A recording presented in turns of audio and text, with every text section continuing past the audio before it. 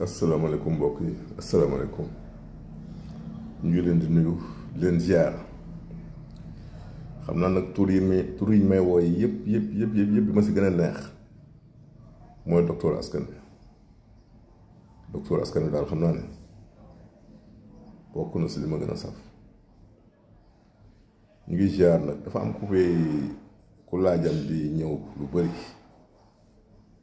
moom laa bëgg a tontu parce que dafa doon laaj nu ñuy wooye si olof le sida rombifolia mooy non scientifique muy laaj tur en olof kooku olof yi moom la ñuy wax wëteenu bët sëriñ di ko wax bot mu ne garab gu yéeme nag naa leen si may ñaar wala ñett tegtal. benn bi si infection urinaire lay dox,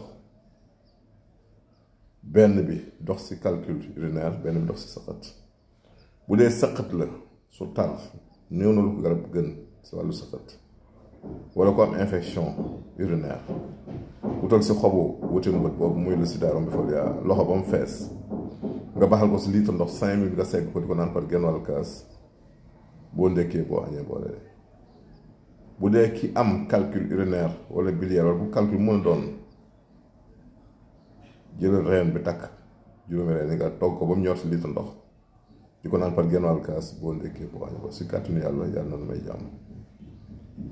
t-shirt bi nag souvenir la ndax kii moom lañ ma joxoon si colloque sur la grande muraille verte mooy àll boobu tool yooyu garab yooyu fi Abdoulaye Wade jëmbatoon mu war a jógee fii ba Djibouti mu ngi nii dessin baa ngi nii yéen a ngi koy gis nii colloque sur la grande muraille verte kii souvenir la ndax li tax mu jar a fàttaliku